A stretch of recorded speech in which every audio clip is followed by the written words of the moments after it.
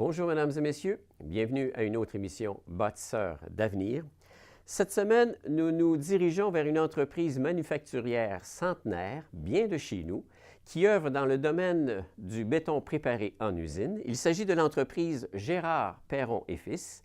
Et de ce pas, nous allons rencontrer son président, M. Serge Perron. Bonne émission.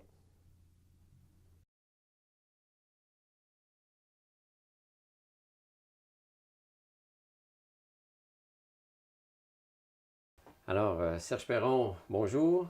Bonjour. Merci de nous recevoir chez Gérard Perron et Fils Incorporé. Pour ceux qui ne savent pas qu'est-ce que c'est que Gérard Perron et Fils Incorporé, est-ce que vous pouvez nous décrire un petit peu quelle est l'entreprise? En fait, c'est une entreprise qui est venue au monde en 1912 avec mon arrière-grand-père et mon grand-père. Il y a mon père en 1945 qui a déménagé ici. Puis il faisait du tuyau de béton à ce moment-là. Il faisait aussi des blocs. On a beaucoup de salages qui sont faits, là, des salages de blocs. Donc, c'est une entreprise qui est spécialisée dans le béton. Dans le béton, oui, c'est ça, d'un tuyau de béton puis d'un produit de béton au départ, qui est dans ces périodes-là. Et ça se veut arrière-grand-père, grand-père, quatrième génération au contrôle? Oui, tout à fait. Ça fait 104 ans cette année que les Perrons sont dans le béton. Toujours ici à Baie-Saint-Paul? Toujours ici à Baie-Saint-Paul. Ça fait 71 ans qu'on est ici précisément, là, sur ce site-là. Que vous étiez là, ici, avant même que l'aspect résidentiel se développe autour. Oui, tout à fait. Tout à fait. Puis là, on a la 5e génération qui suit là, tranquillement, là, qui est derrière moi, là, qui est active aussi au sein de la compagnie. Donc, c'est l'arrière-grand-père qui a parti le tout. Il était visionnaire, j'imagine, à ce moment-là, parce que c'était dans un boom de construction. C'était pour répondre à un besoin, parce qu'en 1912, les tuyaux de drainage, ça ne courait pas les rues. Tous les égouts, c'était plutôt à ciel ouvert où il n'y en avait pratiquement pas. Alors, ils ont commencé avec des petits tuyaux de 6 pouces pour faire des drains autour des maisons, puis faire des canalisations sur les chemins. Puis, chemin faisant, ça a grandi, ça a grossi, les tuyaux ont grossi aussi. Il y avait des moules de bois dans le temps. Ouais. Là, maintenant, c'était des moules d'acier. Mais c'est une production que moi, j'ai terminée avec Gérard Perron et Fils en 1999-2000. Parce que la mise aux normes était trop dispendieuse par rapport au marché. Puis il faut faire des choix à un moment donné. Tout à fait. Parce que tout évolue. À ce moment-là, c'était le besoin. Aujourd'hui, les besoins sont rendus, je dirais, gargantuesques. Bien, en fait, ils sont différents. C'est sûr que l'offre est très, très différente. Moi, dans les années 90, on a fabriqué beaucoup de pièces d'ornementation, de parterre, l'aménagement, les tuiles de patio, les bordures et tout ça. On vendait du pavé aussi. On était distributeur en plus d'être fabricant. On vendait de la brique, en fait, depuis 1969. C'est toutes des choses que j'ai arrêtées en 99 parce que les marchés ont trop changé, justement. Puis l'offre a changé aussi. Les quincailleries ont grossi. Ils offrent des choses qu'ils n'offraient pas avant. Fait que ce qui fait en sorte que les tuyaux de béton ont beaucoup diminué dans le marché. Avant ça, on faisait des calvettes un peu partout, sur le long des routes. Les cultivateurs avaient besoin de tuyaux. Ils nous appelaient. Mais là, ils mettent du tuyau de tôle ou du tuyau de plastique. Et le gars, il part tout seul avec le tuyau au bout de son bras, 20 pieds long. Il met ça dans le trou, puis c'est fini. Nous autres, c'était pas ça, là, parce qu'il y a quand même une masse importante. Quand on parle de béton, on parle de 150 livres au pied cube. 150 livres au pied cube. Oui, et puis un pied cube, ça ne fait pas grand-chose. Ça fait que ça en prend beaucoup des pieds cubes pour faire des tuyaux. Ce qui fait en sorte que ça a un peu... c'est un peu haut de gamme par rapport aux besoins. Donc, la demande s'est estompée. Puis la mise aux normes était très, très dispendieuse, comme je disais tantôt. Fait que j'ai fait le choix de laisser tomber tout ce volet de fabrication-là pour me consacrer au béton préparé. Quelle a été la réaction, parce que là, c'est le fils qui prend la décision, quelle a été la réaction du père devant ça? Il dit, hey, tu es en train de changer la nature même de mon entreprise. Bien, en fait, on s'est ramassé devant des choix obligés, carrément, parce que dans la vie, c'est pas toujours facile. Il y en a des cycles où on est à l'aise et d'autres où on l'est moins. Alors, à la fin des années 90, là, on va dire que c'était plutôt difficile financièrement. Puis, on a fait des choix, des inventaires à supporter, des marchés qui diminuent, la compétition de les quincailleries qui se renforcit. Fait qu'on on a dû modifier et adapter notre production, puis notre façon toute la gestion a été totalement changée. Depuis sa création, est-ce qu'il est arrivé beaucoup de changements du genre? Parce que là, on recule loin, comme on dit, c'est centenaire. Alors, par le fait même, il y a Oui, dû y avoir des décisions majeures prises. oui. Ben, en fait, il y a celle de 1945 d'installer ça ici, qui était une renardière au départ. Ah, Et là, ils ont installé ça ici. Ils ont acheté ça un peu à la pièce là, de M. Aimé Simard, qui était propriétaire un peu de tout le fond ici. C'était un cultivateur. Et dans les changements qu'on a eus, en fait, il y a eu une séparation en 1952 de mon père puis de mon oncle. Puis il a continué jusqu'en 84, en fait, où là, on a créé la compagnie Gérard Perron et Fils, parce qu'avant, c'était Gérard Perron enregistré. C'était uniquement à lui, en tant que particulier, qui exploitait une usine, mais c'était tout pris ensemble. Fait que là, on a fait une compagnie dans laquelle je suis devenu actionnaire. Et là, ben, c'est ça, on a commencé à regarder différentes façons de changer un peu le marché, d'améliorer un peu. J'ai voulu faire des pièces préfabriquées en béton, des édifices en béton préfabriqués, mais comme j'étais loin des marchés, puis j'ai pas été capable de faire l'expansion parce que je n'étais pas capable d'acheter le parc du Gouffre à côté, je n'étais pas capable de grossir, j'ai dû oublier tout ce qui nécessitait d'entreposage parce que la cour ici est trop petite. OK. Et puis là, finalement, pour avoir analysé un paquet de trucs, en 88, on a décidé de faire le béton préparé parce qu'il y avait une demande. On était desservi par Clermont, mais à ce moment-là, le béton était très, très cher à Baie-Saint-Paul. Et on a commencé avec un camion. J'ai fait l'usine avec mon père. D'ailleurs, c'est une tradition ici de faire nos Ben oui. machines de production. Mon père, dans les années 40, avait fait ces machines à tuyaux à partir d'un principe allemand. Et des machines qui sont très, très performantes. Puis ils ont fabriqué, on a fabriqué des tuyaux de béton avec pendant C'est un 30, créateur. 30 En ans. plus d'être homme d'affaires, c'est un créateur. Ouais, on s'amusait bien à dire que c'était un patenteux. Un patenté. Puis on a tendance à penser que la pomme n'est pas tombée loin de l'arbre.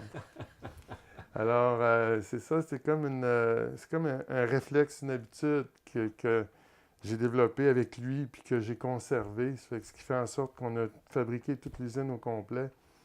Et on est très heureux aujourd'hui parce qu'on a fait d'excellentes performances avec. Là.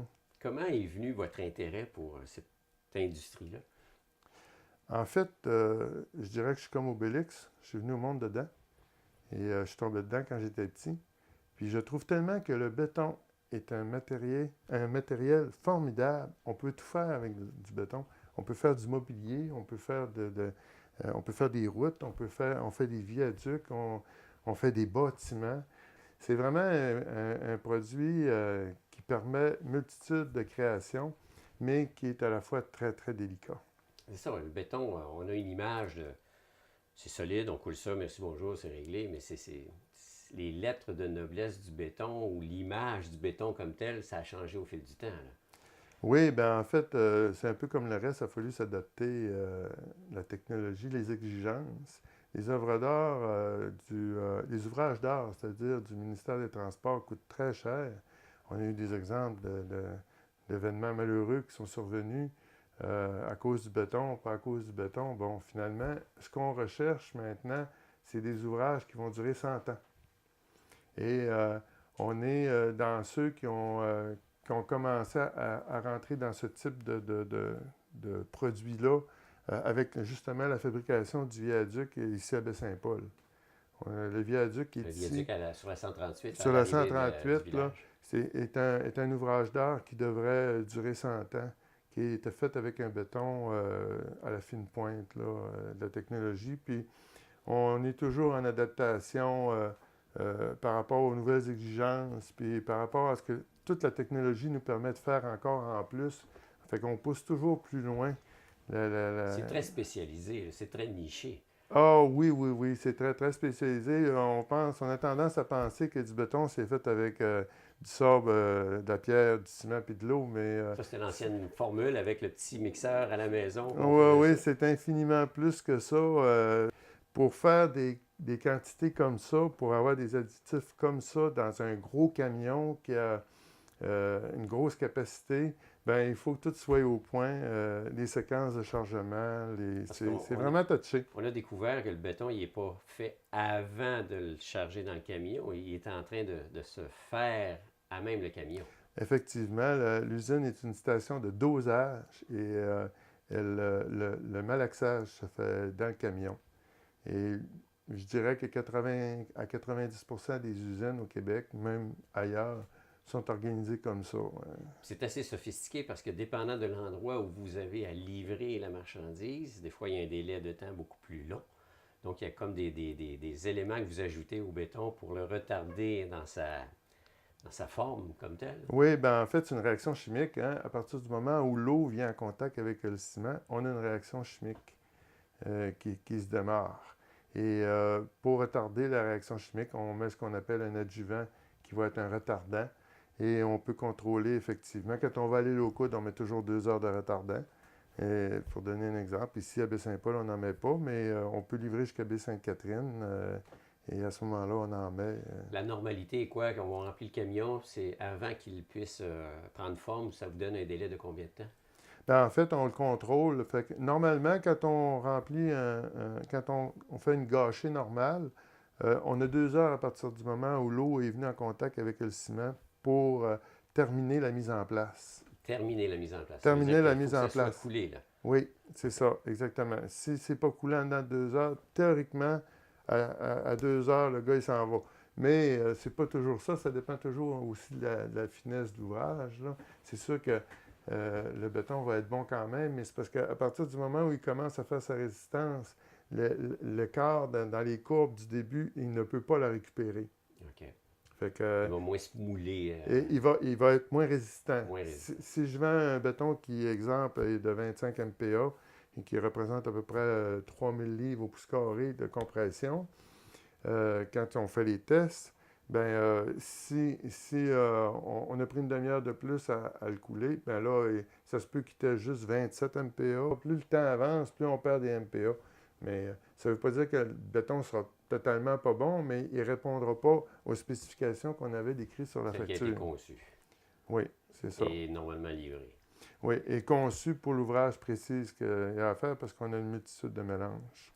L'entreprise ici emploie combien de monde? Ça varie, ça va jusqu'à 12. 12 personnes. C'est sûr que récemment, on a eu à faire un contrat majeur dans lequel on n'a pas beaucoup parlé, mais où on a extrêmement performé là, ici à l'usine de Baie-Saint-Paul en sortant jusqu'à 700 mètres cubes de béton par jour. Ça c'est celui de l'hôpital, on De parle? l'hôpital, oui, c'est ça. Parce que là, c'est une grosse construction, effectivement. Oui, puis elle est encore plus grosse que ce que vous voyez parce que le volet parasismique a comme, je dirais, triplé la quantité d'un bâtiment comme ça en conception normale. Ce qui fait en sorte qu'il y a une dalle de 2 pieds d'épais à la grandeur du bâtiment qui est hyper armée, que si ça bouge, c'est tout le bâtiment au complet qui va bouger. Il n'y aura pas de détachement à l'intérieur du bâtiment.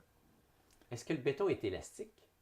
Parce Il y a que une on parle de certaine, tremblement de terre, il y a des une fois. certaine élasticité, mais si je vous demande si une vitre est élastique, vous allez la prendre, vous allez pouvoir la plier un peu, puis elle va dire, ah, c'est bien d'accord, mais si vous allez un petit peu trop loin, elle va fissurer. C'est un peu la même chose avec le béton. Il y a effectivement de la flexion, mais mettons que sa force n'est C'est pas pas le en but premier. flexion.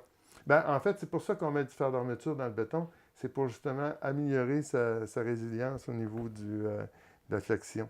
OK. Est-ce que c'est une entreprise qui fait face à beaucoup de compétition? Oui, ben, la compétition, en fait, nous a toujours un œil sur nous. On a évidemment une compagnie à Clermont qui nous fait compétition, mais on a aussi Québec qui, à l'occasion, peut se pointer le nez parce que leurs frais sont différents des nôtres. Puis, des fois, pour venir chercher un petit plus, ils vont tenter le coup de venir. Ça ne fait pas tout le temps les affaires, des fois, mais Ah ouais, le territoire n'est pas une chasse gardée en soi, là.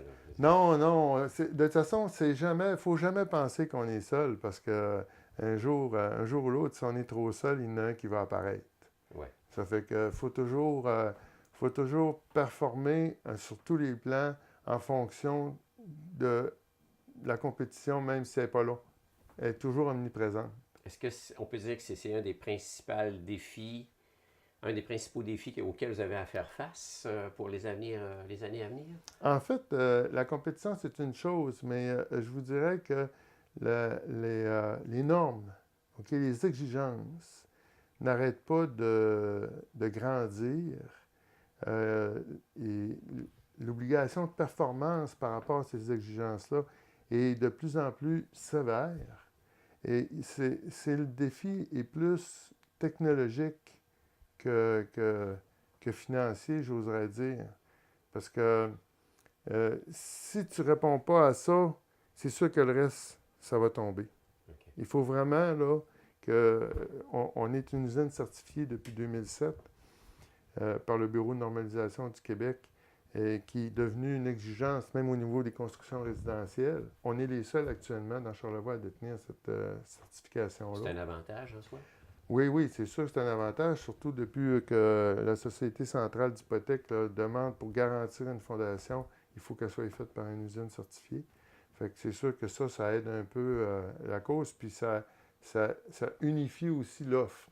C'est-à-dire que tu peux plus faire n'importe quoi, puis je pense que c'est bien pour protéger le consommateur, l'utilisateur, d'avoir un minimum de suivi, un système qualité qui va permettre de détecter les non-conformités et de les pallier. Dans le fond, c'est à ça que ça sert. Ce qui veut dire que ça vient uniformiser un peu l'aspect soumission possible venant de d'autres contracteurs. Oui. Et à partir de là, ayant un produit similaire, bien là, comment on choisit notre fournisseur? C'est peut-être le service, c'est peut-être le visage, c'est peut-être la connaissance, peut-être oui, l'affaire. Oui, c'est ça. C'est ça. La compétence aussi.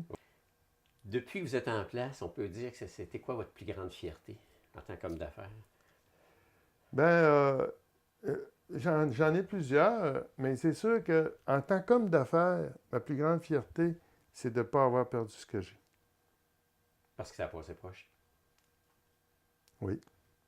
Puis, à ce moment-là, c'était quoi? Plus une question de mise aux normes, une question financière, une question... C'est une question de tout. De tout. Il a fallu que je revoie au complet la façon de faire, les objectifs, la mission, tout. Puis ça m'a permis de passer au travers. J'ai réorganisé tout l'ensemble, là, parce que je la perdais. En 2001, 2000, là, je perdais tout. Est-ce qu'on sentait une pression venant au fait que c'était une entreprise familiale, quatrième génération? Finalement, je manque mon coup par rapport à tout ce que les autres ont fait avant. Mettons que c'était en toile de fond. Et sans nécessairement que ce soit d'autres personnes qui me mettent ça là, je m'étais mis cette toile de fond-là moi-même. C'est une fierté. Quatrième génération. Bientôt une cinquième? Une cinquième en route, oui. Est-ce qu'on peut dire qu'il est bien équipé pour y faire face? Bien, de jour en jour. C'est un apprentissage de jour en jour, j'apprends encore. Mais oui, de jour en jour, on apprend, il apprend, puis il y a des possibilités de relève. Est-ce qu'aujourd'hui, c'est plus difficile un transfert d'entreprise familiale que ça l'était dans le temps? C'est toujours difficile. Il y a toujours le fossé des générations.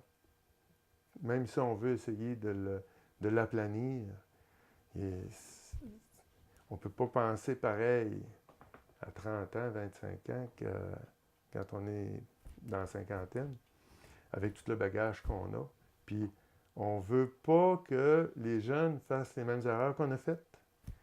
Mais c'est de transférer tout ça qui est compliqué. Et en même temps, financièrement aussi, lui, s'il y a un transfert d'entreprise, c'est comme il devient propriétaire. Par le fait même, ça a une valeur. Ça. Donc, c'est plus de dire, tiens, mon fils, je te transfère le tout. Là. Ah oui, c'est sûr qu'on est en processus, puis ça ne veut pas dire que ça va se faire, parce que, mon Dieu, tout est tellement précaire aujourd'hui. Mais j'aimerais bien que la relève se fasse. Là. Quand on parle de relève, Ça prend quoi aujourd'hui, une relève ou un nouvel entrepreneur comme qualité ou comme personnalité? Je dirais que la première chose, c'est de l'ouverture. Faut être ouvert, il faut être visionnaire, il faut être fonceur, il faut être ouvert. Si tu n'as pas la vision de voir où tu vas, tu peux vite perdre le pied parce qu'il y a beaucoup d'embûches, puis il y a beaucoup de distractions. Dans votre secteur, est-ce que Charlevoix est toujours une bonne place d'affaires en tant que région? Ben, je vous dirais que oui. C'est sûr que on vient de passer 2 années formidables parce qu'on a eu un essor à Baie-Saint-Paul, c'est clair, tout le monde l'a vu, le paysage change. Je fais partie de la modification de ce paysage-là, c'est clair. Mais je vous dirais que dans les années qui viennent, je les aborde avec beaucoup de prudence parce que au niveau de la construction résidentielle, on a une baisse importante. On a beaucoup de maisons à vendre, d'ailleurs, ce qui fait en sorte qu'à un moment donné, C'est plus ça la nouvelle ne construction. pourra plus être. Puis, je suis bien mal que le premier à le voir quand on fait des fondations, qu'il y en a beaucoup moins. Là. C'est significatif comme baisse. Mais il y a quand même beaucoup d'autres travaux autour. Il y a des projets quand même intéressants. Et il y a quand même de quoi gagner sa vie. En fait, le béton, c'est encore une denrée essentielle. Là. Si tu fais une construction, ça me surprendrait qu'il n'y ait pas de béton dans ton plan. La base, c'est la base. C'est la base. Fait que, à partir de ce précepte-là, c'est sûr qu'il va toujours en avoir, mais il y a des années qui sont plus tranquilles que d'autres, fait qu'il faut s'adapter. Une entreprise comme la vôtre, par rapport à la région qu'elle dessert, quelle sorte de retombées qu'on peut dire qu'elle a eues sur la région? C'est sûr qu'on a, en tout cas Gérard Perron, on a généré beaucoup d'économies en termes de moins dépensés. On a fait sauver de l'argent à pas mal de monde. On a également créé beaucoup d'emplois. Je te dirais que depuis les temps ancestraux, là, les employés qui ont passé ici, parce qu'on a déjà monté à 24 dans les années, fin des années 70, on a monté à 24 employés. Et ça virait même sur 2 chiffres, la production des produits de béton. Dans le temps qu'on a fait toute la 138 jusqu'à Saint-Tite-des-Caps et tout, là, c'est tout notre tuyau qui est en dessous. Il y a des bouts qui ont été refaits depuis, mais c'est quand même encore majoritairement nos conduits qui sont là. Et au niveau du béton, ben c'est toute la main-d'œuvre locale qu'on a, même si actuellement c'est Béton Provincial qui est là. Et on génère quand même des bonnes retombées. On a des bons salaires au niveau de nos opérateurs de camions. C'est parmi les mieux payés de l'industrie. Ça demeure très spécialisé. Oui, oui. Effectivement. Alors, c'est une usine qui, de fait, est du béton prêt à l'emploi. Donc, Oui. on l'achète, il est livré, puis il prend forme, il se transforme directement sur place. C'est ça. Eh bien. Mais en plus d'être un homme d'affaires, vous êtes quelqu'un qui aimait s'amuser dans la vie, puis vous avez même une petite entreprise de sonorisation qui s'appelle Sonorisation SP. Oui. Comment en est venue cette idée-là? De dire, tiens, ça c'est mon dada, là. Ben, en fait, je joue de la guitare depuis 1974. Ah, donc musicien de base. Oui, et c'est ça. J'ai toujours fait de la musique. J'ai fait des mariages quand j'étais jeune. J'étais disc jockey. J'ai été disc jockey dans certains hôtels. Et c'est une passion de la scène qui m'a jamais lâché. Et je trouvais qu'il y avait un besoin ici. Je trouvais que ça n'avait pas de sens de faire venir les gens d'extérieur. Est-ce qu'on peut dire que si vous n'aviez pas été un homme d'affaires dû aux circonstances, entre autres familiales, que vous auriez eu une autre carrière en musique et en sonorisation? C'est sûr que c'est facile de spéculer, mais c'est dans le domaine du possible, parce que c'est ça, j'en ai tout le temps fait, puis j'ai toujours aimé ça. Fait qu'effectivement, s'il n'y aurait pas eu l'entreprise familiale, peut-être que j'aurais bifurqué dans ce coin-là. Je sais que vous le faites sérieusement, mais en même temps, c'est là que vous allez vous amuser, quoi. Oui, pour moi, c'est un plaisir qui se renouvelle à tous les événements, parce que j'aime ça, mettre en valeur les artistes qui sont là. C'est quelque chose que j'aime. C'est ma fibre artiste de Charlevoix. J'ai toujours aimé le show. Le showbiz. Le showbiz, oui, c'est ça. Serge Perron, merci beaucoup pour votre accueil, puis bon succès dans